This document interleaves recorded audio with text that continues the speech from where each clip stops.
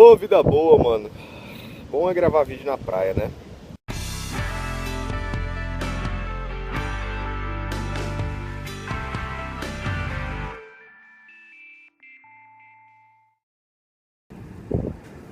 Bom dia, meu povo. Coisa boa é gravar vídeo na beira da praia. Eu espero que vocês estejam curtindo por mim aí. Eu tô com muita mesmo vontade de estar aí com vocês no PG, mas infelizmente eu tenho que estar aqui.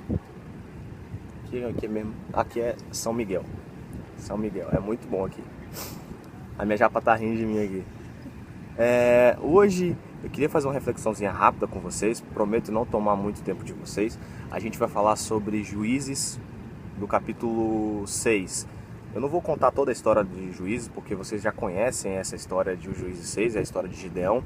E eu vou me atentar ao versículo 11, um pouquinho ali pra frente. Queria que vocês acompanhassem comigo aí. Abre pra mim aí primeiro em Juízes 1.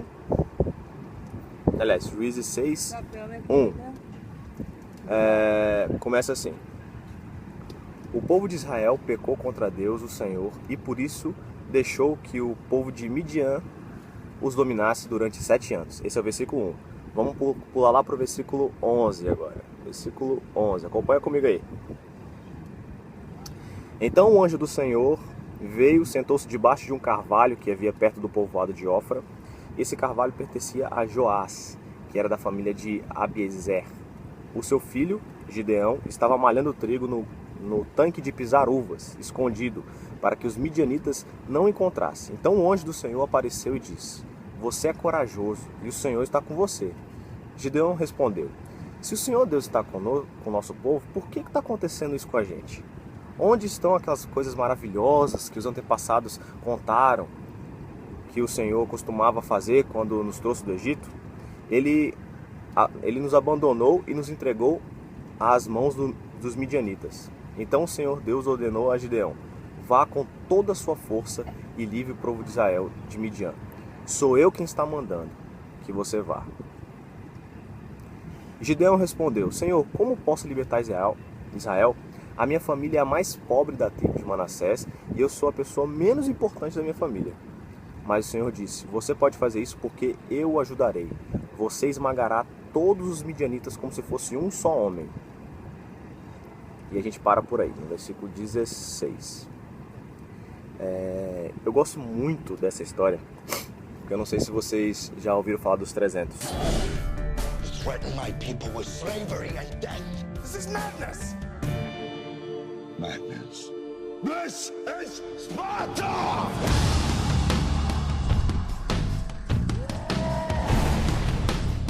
We will stand and fight. A new age has begun. An age of freedom.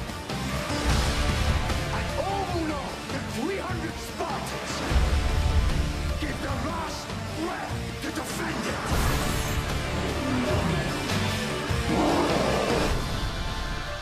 E foi uma vitória fantástica, né?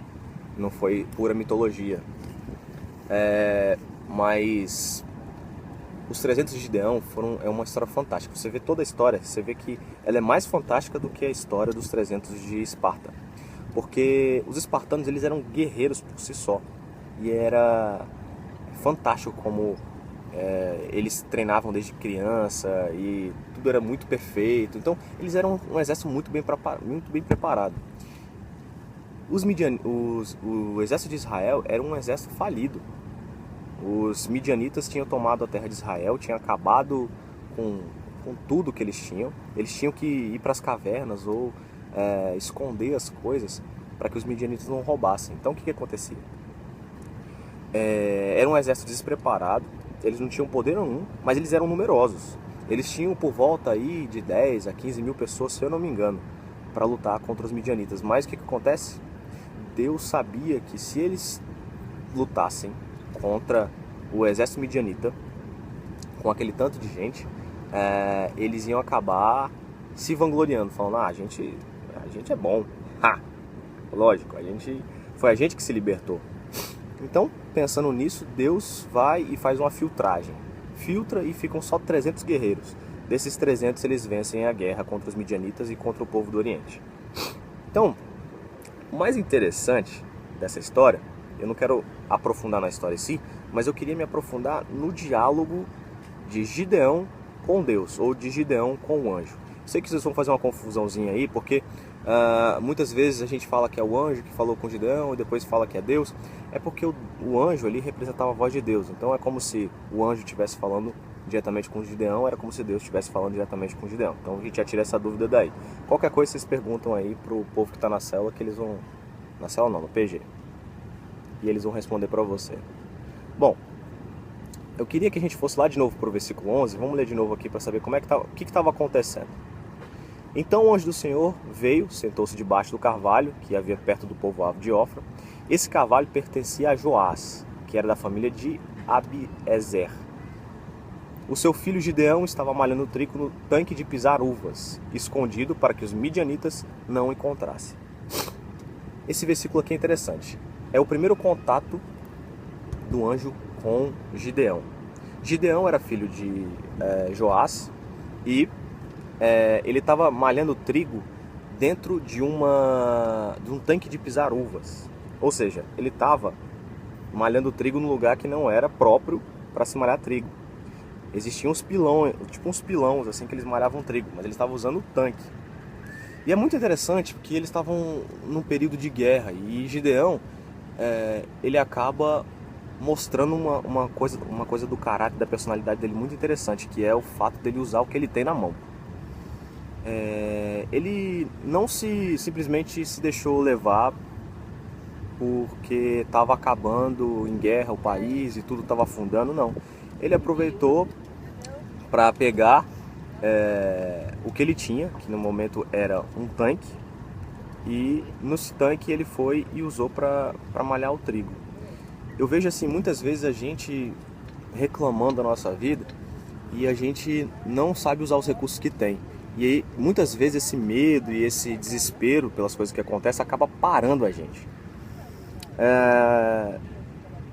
Eu já vi diversas pessoas reclamarem demais da vida assim e não saberem o que fazer quando vem a dificuldade. Gideão mostra que ele é um cara persistente. Ele era o mais pobre da família dele, da menor tribo, que era a tribo de Manassés, e mesmo assim ele não deixou de lutar, de batalhar, de tentar sobreviver. E ele usou o que ele tinha na mão. Isso é uma dica para vocês. Em meio à dificuldade, use o que você tem, não fica reclamando da sua vida não. Gideão ele sabia disso e estava apesar de muito machucado, muito triste, muito angustiado pelo que estava acontecendo, ele sabia que ele podia fazer alguma coisa, ele estava fazendo o que ele podia fazer, tá? Essa é a primeira lição que eu tiro desse texto. Então, no versículo 12 ele vem falando: Então o anjo do Senhor apareceu a ele e disse: Você é corajoso e o Senhor está com você. Gideão respondeu: Se o Senhor Deus está conosco, por que está acontecendo tudo isso com a gente? Onde estão aquelas coisas maravilhosas que nossos antepassados nos contaram, que o Senhor costumava fazer quando nos trouxe do Egito? Ele nos abandonou e nos entregou nas mãos dos midianitas. Esse é o versículo 13. Esse aqui já é o diálogo do Gideão com o anjo. Quando a gente está em meio a uma dificuldade, é normal a gente se apegar às coisas ruins. Mas você vê que mesmo em meio aos 7 anos de guerra, Gideão estava lembrando das glórias do passado, das glórias que tinham acontecido no passado com o povo. Ele estava lembrando das coisas que aconteciam no Egito, quando Deus libertou o povo do Egito. Então você vê que ele estava se apegando às coisas que traziam esperança para ele. Então em meio à guerra, galera, é o momento de você se apegar às coisas, glórias do passado sim. Porque aquelas glórias do passado é que vão fazer com que você tenha fé para conseguir ver alguma possibilidade de vitória no futuro. Então, Gideão tinha isso. Mas mesmo assim, mesmo se apegando a essas memórias, você pode ver que ele era um cara extremamente angustiado. Porque ele estava muito triste, ele não aguentava mais viver sobre o jugo, tendo que se esconder em caverna, tendo que malhar trigo em lugares de pisar uva. E toda vez que eles faziam alguma coisa, se você for ler o capítulo 6 inteiro, o exército vinha e derrubava tudo. Então isso é muito angustiante para ele. E aí ele fala: olha Deus, eu não aguento mais isso. Se o Senhor está conosco mesmo, por que está acontecendo tudo isso com a gente? Como a gente faz isso, né? Em meio às nossas dificuldades, a primeira coisa que a gente fala é: Deus, mas lá no passado eu tinha isso, aquilo, e agora... Ai, Deus, agora tá tudo uma merda, eu acho que você não tá comigo, não. Eu, por vezes, já me vi na minha vida fazendo isso também. Quando eu tava em dificuldade, eu virava pra Deus e falava: pô, Deus, mas o Senhor me fez vencer tanto no passado e agora o Senhor me abandonou. Deus nunca abandona você. Nunca. Deus tinha se afastado do povo naquele momento, porque o povo tinha pecado e o povo tinha negado ao Deus que eles serviam. Porque Deus não é um Deus bruto, um Deus que entra e mete o pé na porta. Ele é um Deus que bate a porta e pede licença para entrar. Só que quando o povo se arrependeu e o povo buscou de novo a Deus, Deus levantou Gideão para fazer a vontade dele. Então isso é legal. Não deixe que a sua angústia paralise você. Gideão é um cara que estava angustiado e, mesmo lembrando das vitórias do passado, a angústia tinha paralisado ele. Ele não tinha mais vontade de continuar vivendo, ele não tinha mais vontade de estar naquela luta ali. Apesar de ele estar malhando trigo no largardo, que era o tanque de pisar uvas, apesar dele estar ali naquela luta toda, ele não estava afim mais daquilo ali, não aguentava mais aquilo ali, a angústia tinha tomado o coração dele. Então, não deixe que a angústia paralise você. Ele estava falando com o próprio Deus ali, ou com um anjo que era a voz do Senhor, e mesmo assim ele não estava acreditando que Deus ia com ele. Então vamos para o versículo 14. Então o Senhor Deus ordenou a Gideão: vá com toda a sua força e livre o povo de Israel dos midianitas. Sou eu quem está mandando que você vá.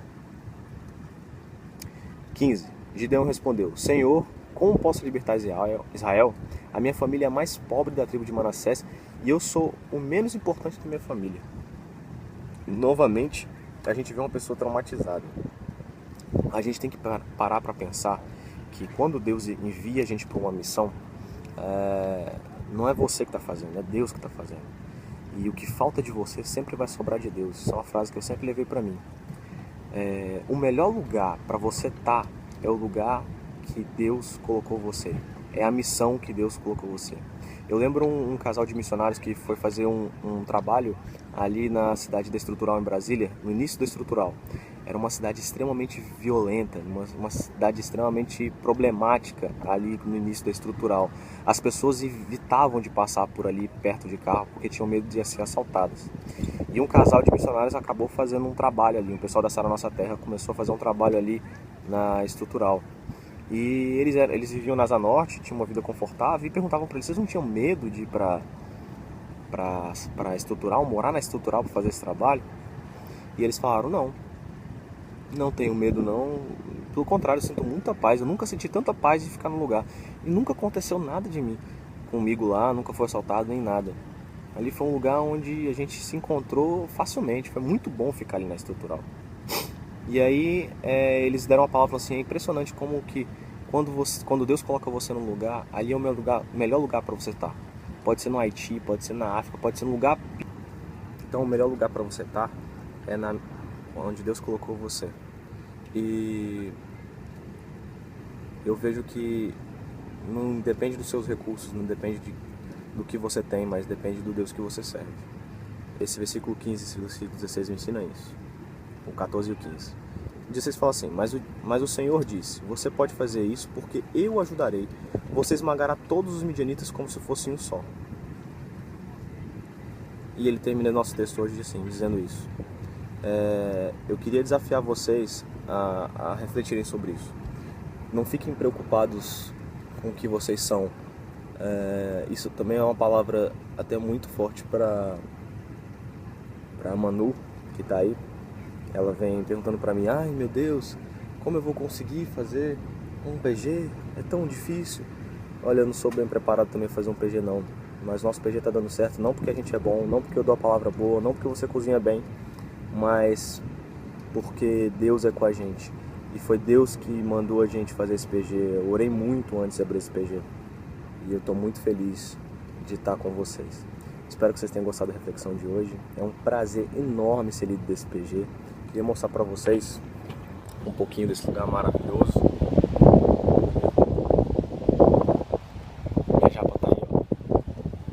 esperando ali. Dá um tchauzinho, ó. E um beijo no coração de vocês. Sejam lindos. Juízo, porque eu vou voltar e eu vou colocar a casa em ordem. Quero ver tudo organizado. Beijo.